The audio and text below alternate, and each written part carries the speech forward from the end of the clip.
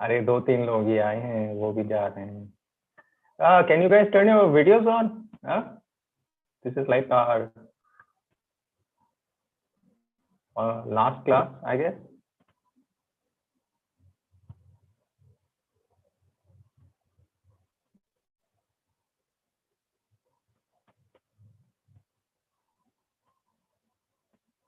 Hi, Deepak. Hello, sir.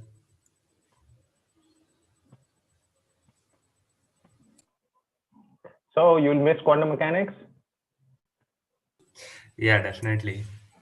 Well, then you can keep coming to the MSc classes. Sir, will you be covering bits of quantum computation in that course?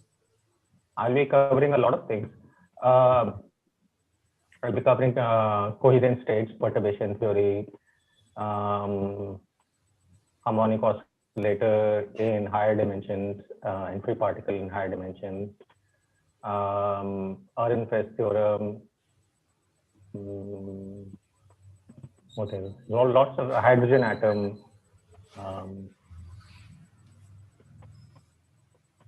angular momentum, which we didn't really talk about properly.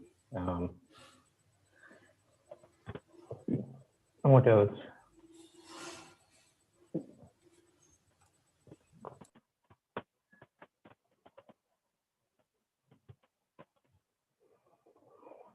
Yeah, and then eventually I would talk about quantum computation. Not right away, because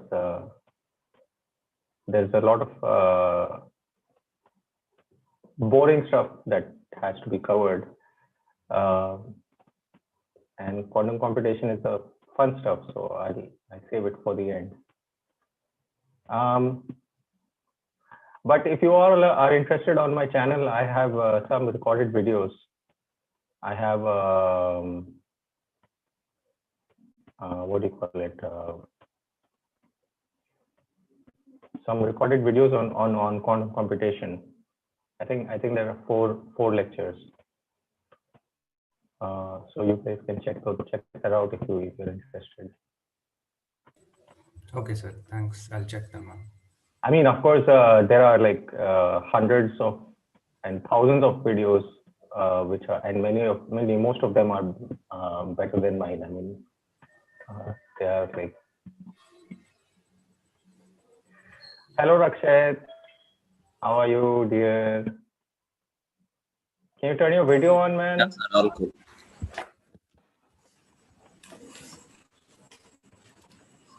There you go. Excellent. Vijay, Shravan. So I don't think we're going to have a lot of people today. And my goal was to basically do a quick overview of what we had done in the semester.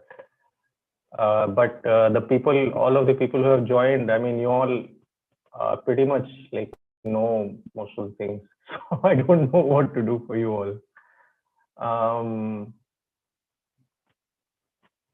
I mean, unless you just can give me some idea of what you'd like me to go over.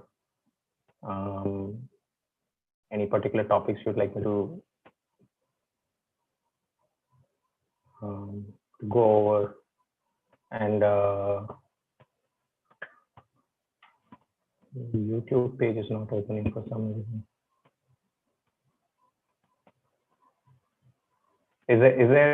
Are there any particular questions any of you have, or anything like that?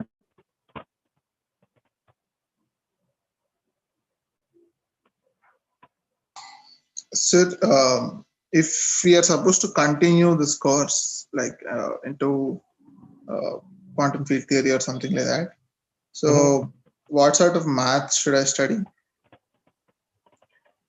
Well,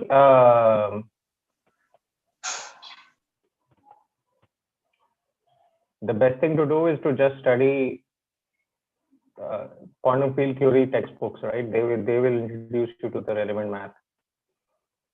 Okay. So rather than like picking up some mathematics.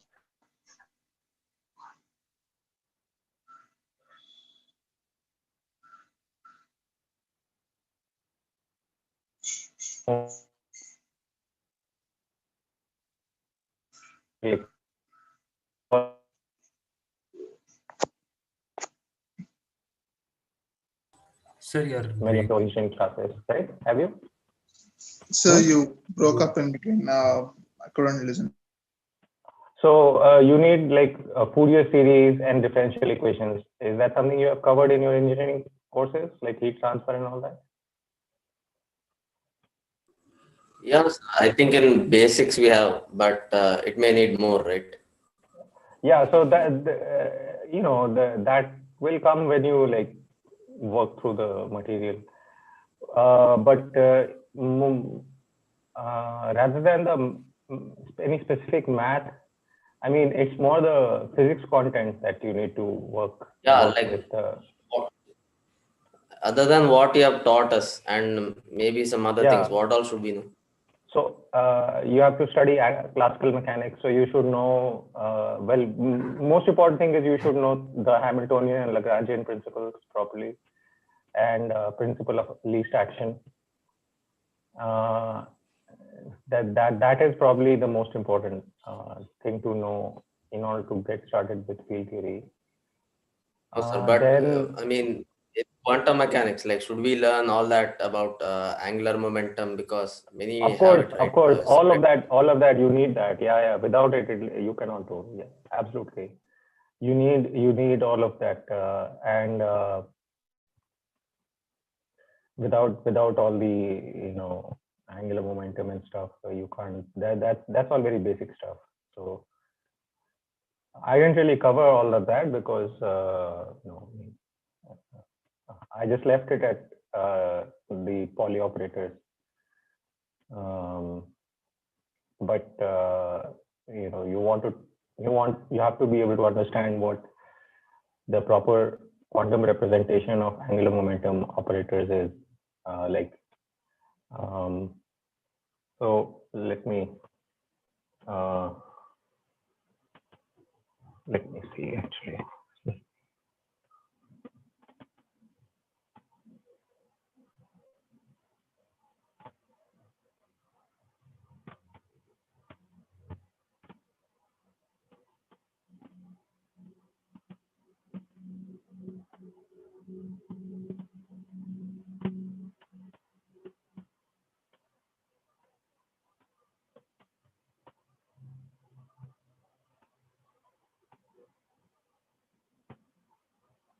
Okay, so all right. So before I start, going over these, I mean, I'll briefly just go over these topics. But do others, Vijay, Shravan, Rohit, do you guys have other questions, general questions about the course? Are there any particular topics you'd like me to go over? And could you turn your videos on so I could see you all?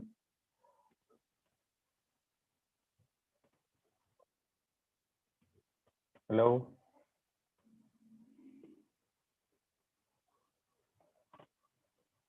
Do you guys have any particular questions or any particular topics you'd like me to go over?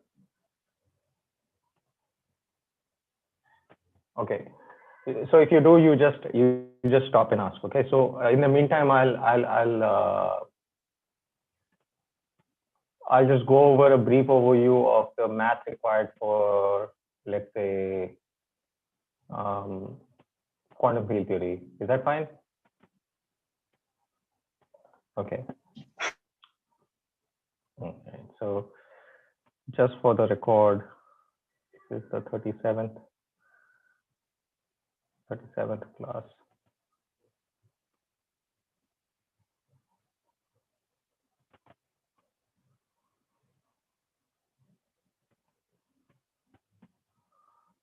Okay, so first of all, there are a couple of things that people are generally interested in. one of the topics that people obviously want to learn more about is quantum computation. So as far as quantum computation is concerned, you already have most of the prerequisites. Okay, you, as long as you understand, that's one of the reasons why I've taught this course using the Dirac notation and all.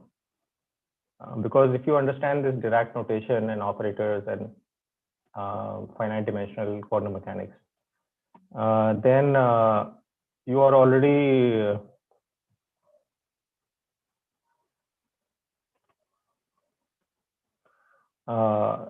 but one of the important things about for quantum computation is an understanding of Hamiltonians, and that we didn't go into in great detail. So in particular, what are known as many-body Hamiltonians.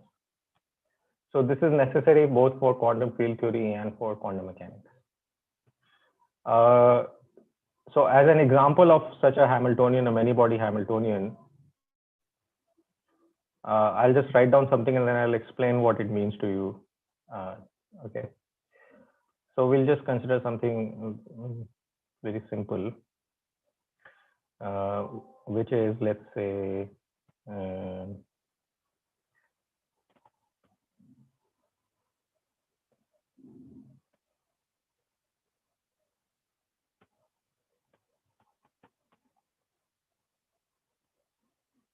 okay, so you will see expressions of this kind. So what are these various terms? So basically, imagine you have some sort of a lattice. It doesn't need to be a regular lattice. Also, it can be an arbitrary graph. Ij are the vertices. Okay. When you say this means sum over nearest neighbor.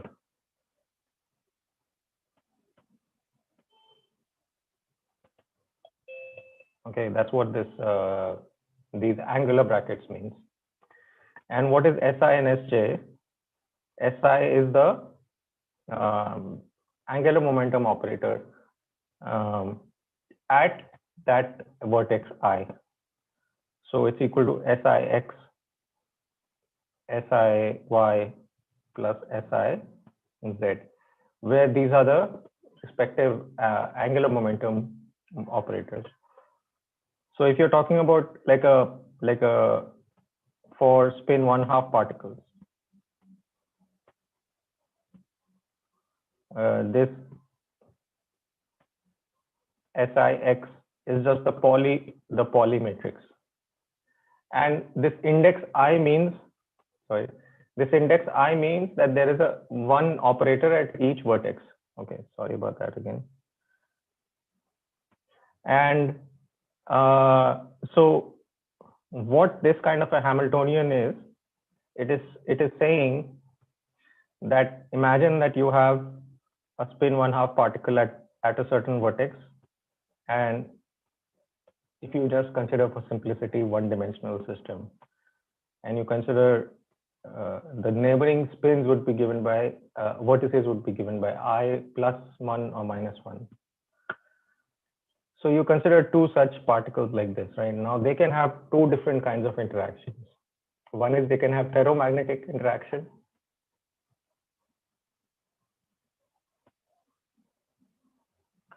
or antiferromagnetic, right? So ferromagnetic means that the spins want to be aligned with each other, right? That's what happens in a ferromagnet. So if the spins are aligned with each other, what will happen? The Hamiltonian, the energy will be the lowest ground state will be when these vectors are pointing in the same direction, basically, right? So we want this constant G to be negative. So G should be 0, right? So when G is less than 0 and these spins are in the same direction, this term will be positive, right, and maximized. And so if G is negative, then this whole thing will be minimized when these two are parallel. In the same way, if these are anti-parallel, the whole term will be minimized when G is positive, right? Because anti-parallel spins, the dot product is negative, right? So for G is less than 0, you will have a ferromagnetic ground state here, and for G is greater than 0, you'll have a antiferromagnetic ground state where spins are anti-parallel aligned. So this is an example of a many-body Hamiltonian. So so you have to understand this kind of notation. You have to understand how to work with such Hamiltonians.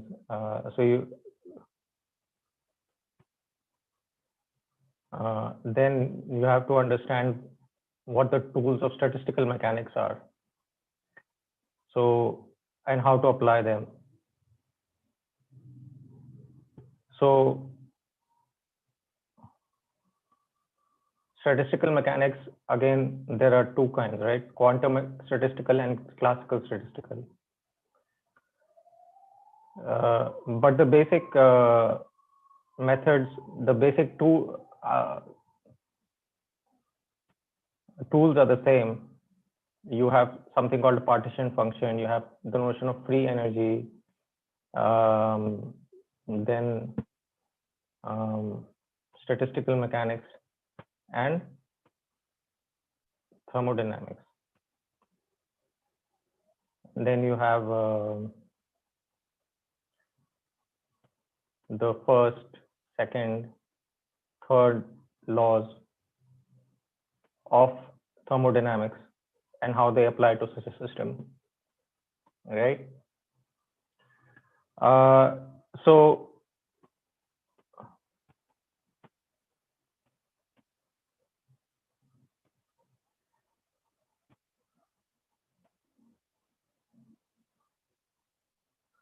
all right, then you have to also be familiar, you have to understand the concepts of action principle.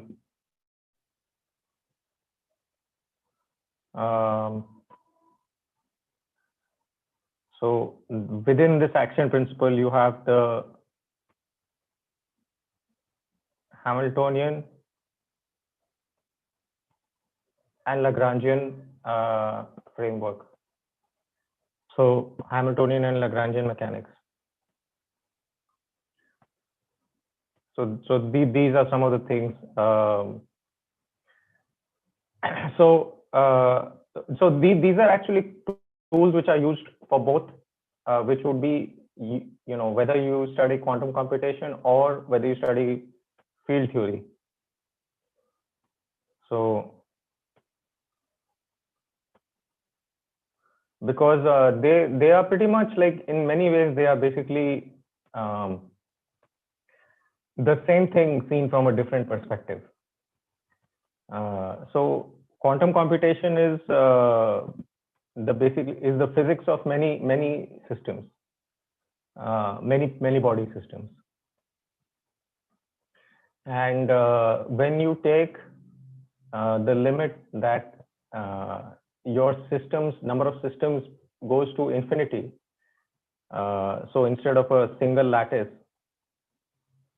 so if you have a discrete lattice, something like this, right, with an infinite lattice, right, something like this, you would say is involves quantum computation. But then if you take the limit that delta x goes to 0, that means everything is, it becomes a continuum, then you would say this becomes a field theory. And so in both of these cases, all of these techniques apply: action principles, statistical mechanics, free energy, and this Dirac notation is used for as a means of dealing with all of this. Yeah. So this is some of the. Then another very important mathematical tool that is needed is complex analysis. So if you want to study this field theory and quantum computation also, but more so for field theory than for quantum computation, complex analysis. So things like Cauchy's theorem. So complex analysis means functions of a complex variable. Somebody joined us just now. Aditya, hi Aditya. Hello. So if you have any particular questions, you can ask. In the meantime, some of the others wanted some guidance on the mathematics that is needed for quantum computation and for field theory, quantum field theory. That is what I was going over. Okay. Okay. So Cauchy's theorem, then analytic functions.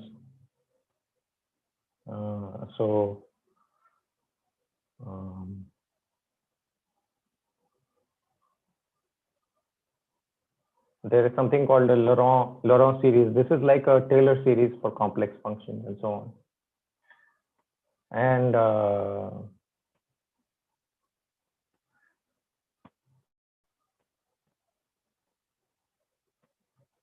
then you will also need to Fourier analysis and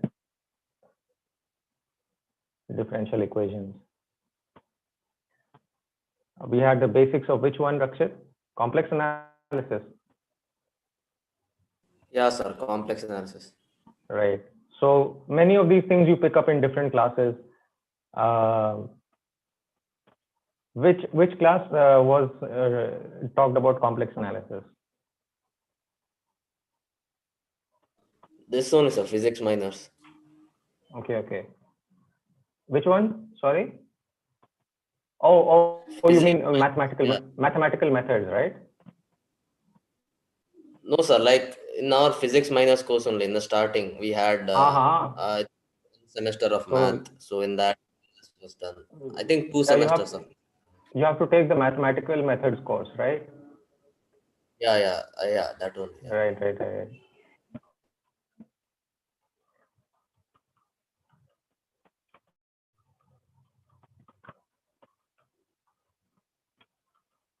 Just one second. I'm just typing in the YouTube chat,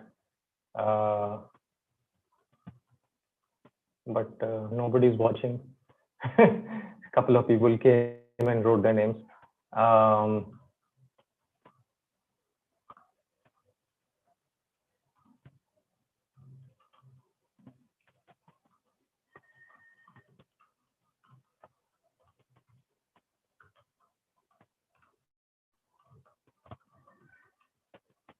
Okay. Then another thing is coming back to the course about the weightage of everything. So as I told you all many times earlier, one reason I didn't give you a course plan is because I didn't really know what I was going to do, how much I was going to be able to cover, right? So finally came up with this weightage that homework 1, 2, 3, 4 and quiz 1 and 2. They are all worth 10 points each, and the mid-sem and end-sem are worth 20 points each. So that adds up to 100. Yeah, Rakshit. For quiz 4, you didn't put up the link for submission, right? For homework 4. Yeah. I think I opened the link for that. I think I did, and I think many people have submitted. It's uploaded, I think, sir. Yes. Huh? It's up, sir. You're given a deadline of 18th November. Yeah, it's something like that, right? Yeah. So yeah. 18th or whatever, man. Just 18th is fine, right? I mean, if you want more time, you can take more time. I don't know. I don't care. For homework number 4, I'm basically going to give everybody 10 marks. It's more like a freebie. Okay. So these are the topics that you know.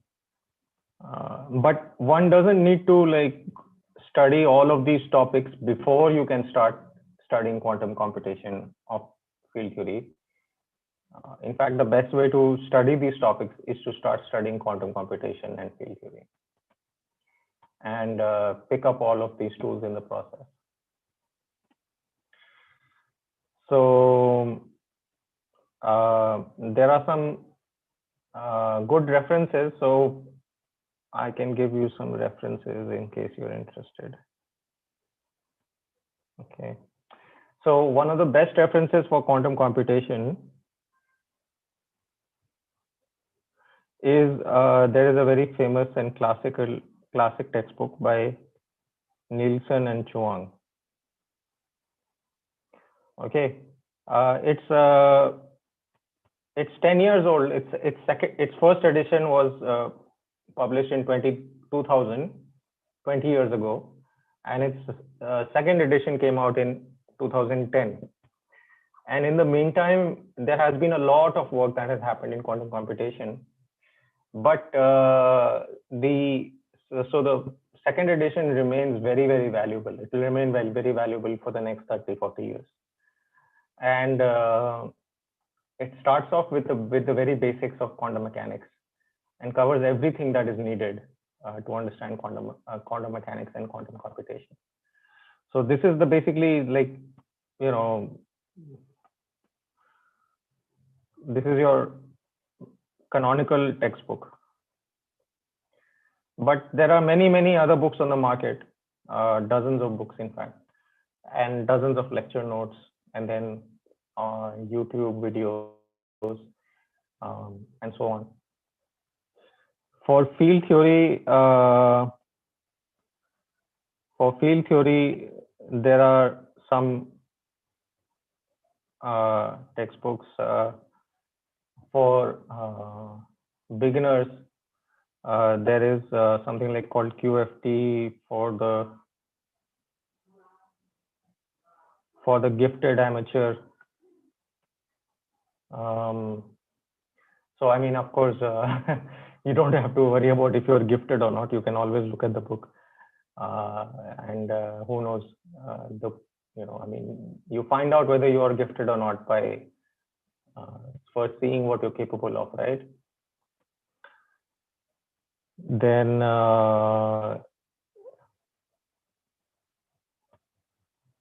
there is another book by this is by Anthony Z.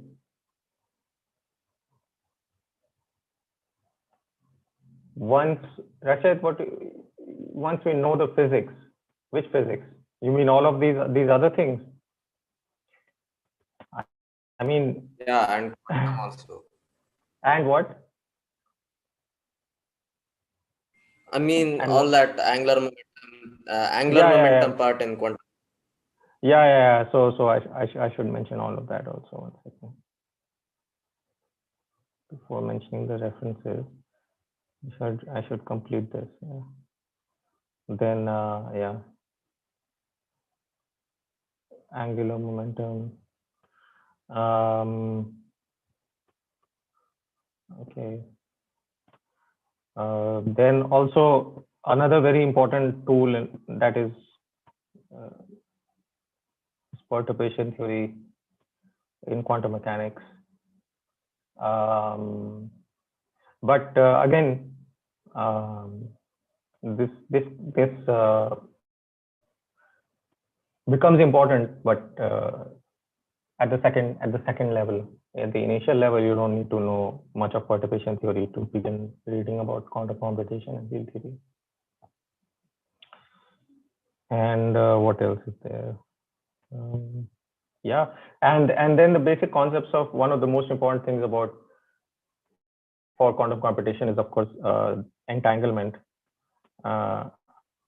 But that's one reason why I've covered entanglement in this course, so that you all can, if you want to study quantum computation, you can do that. But there are many aspects of entanglement that I didn't cover. One is that there is a description in terms of density matrices of states.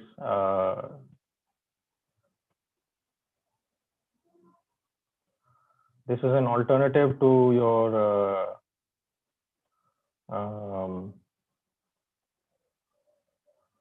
to the Hilbert space picture, where you have state vectors. Instead of state vectors, you describe states in terms of matrices instead of vectors. Then you have some concepts of entanglement entropy.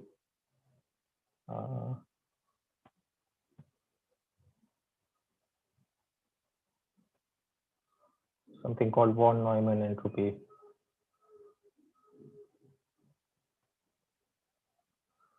And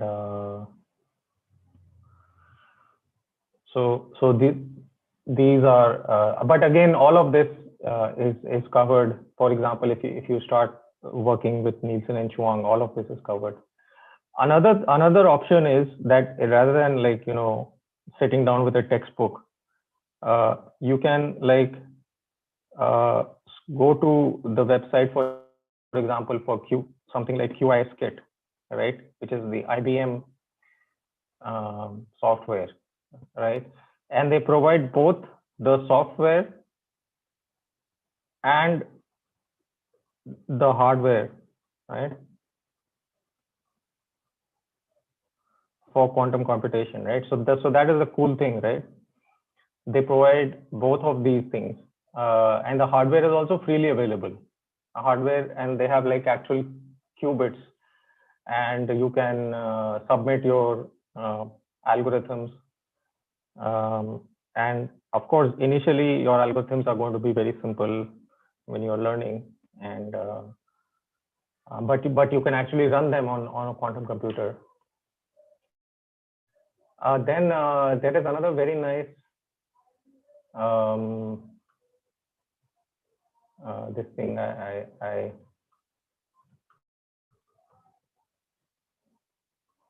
another self-guided course on quantum computation. Let me just yeah, and it's very, very nice. It's actually it's designed by one of the authors of Nielsen and Chuang, by Nielsen, and it's called Quantum Country, and it's a fantastic course. So as an example, I'm going to share my screen, and I'll show you what the web page looks like.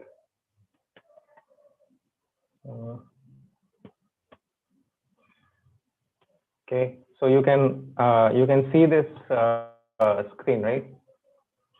This is the website, quantum.country, and it is very, very, very nicely laid out.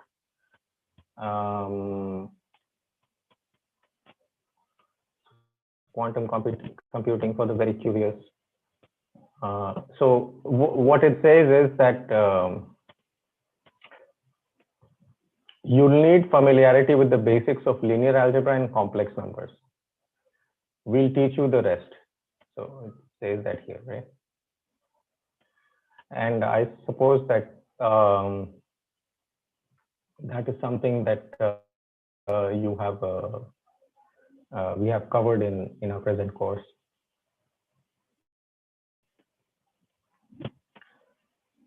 Then this quantum computing for the very curious. So just to see, if you look on the right side of this page, you can see a graph. This graph is used for measuring your progress. So you can see something like in text, 5 days, 2 weeks, 1 month, and now you see this is the level. So right now you're in the text level. In text means you are reading the text. 2 months and long term.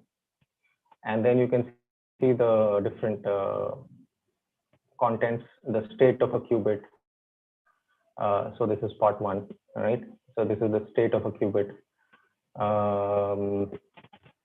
And in logic gates, this is the next step, logic gates. And right, so they explain logic gates in a very nice, slow, easy fashion. And then part 3 is universal quantum computation. What is the notion of quantum computation? And then, for example, what does a circuit look like, a quantum computing circuit?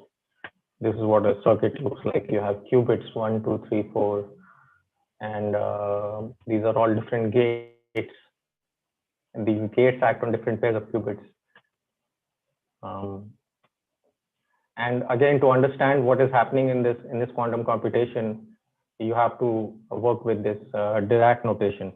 That is the standard language. So that is one thing, one reason why I've covered this Dirac notation in this course.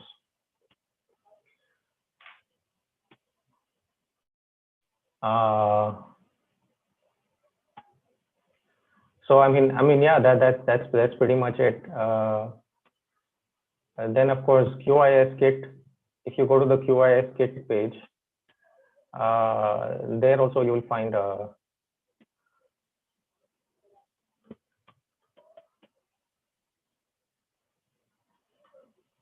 you will find a guide. You'll find a guide to quantum computation. So you can see there's a lot of learning resources. If you click on learning resources,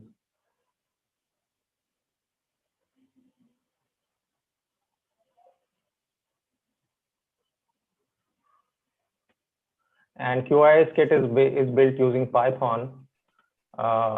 So you can see that they are advertising it as something that.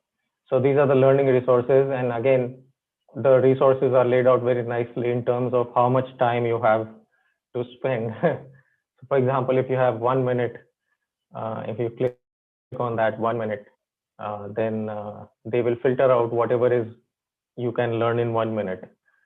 Okay, then 1 day, and then something more will come up, and then 1 week, something more will come up, right? Then you have different levels. You have beginner. So this is the beginner level. Coding, introduction to quantum computing and hardware, for example, there.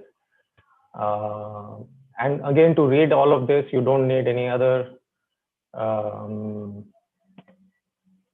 You don't need any other prerequisites other than the prerequisites are basically Python and linear algebra. And linear algebra, I presume that our course has covered for you. And Python, if you don't know, I'm sure you can learn Python. There are a million different places to learn Python from. And of course, those Python prerequisites are also covered in the QIS kit textbook here. And then they give you all various references for linear algebra. Khan Academy is there, and so on. And then you have videos, you have lecture notes, you have a lab also. Right. So pretty much you don't need, you really don't need anybody. I mean, everything they have done for you, and it's very, very comprehensive. So if you work through a course like this, you will be ready to start doing research in quantum computation.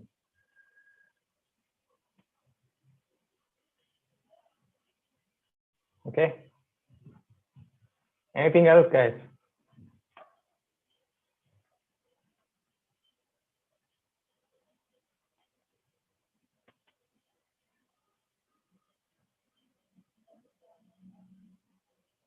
Yes, no, nothing.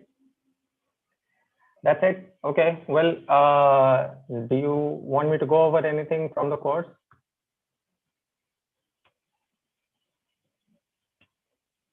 Okay.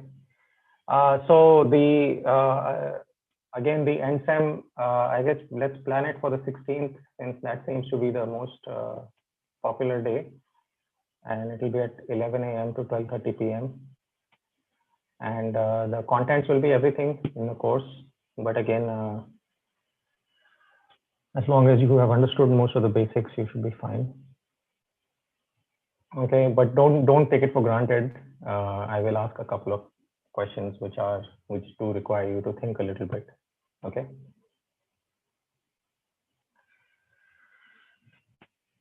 All right. So if there's nothing else, then I guess I'll wrap it up, and we'll all say tata bye bye to each other. I don't think any of you are going to show up tomorrow. So it was nice teaching this course to all of you this semester. I had a lot of fun, and again, you are all welcome to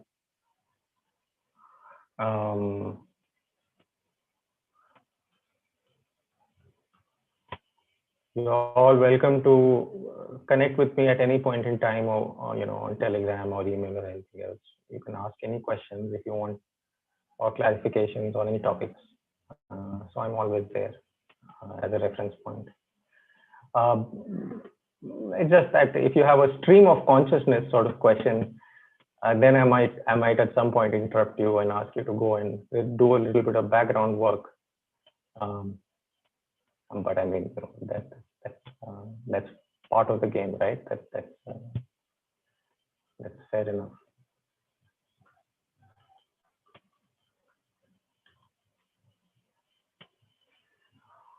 Okay. Anything else?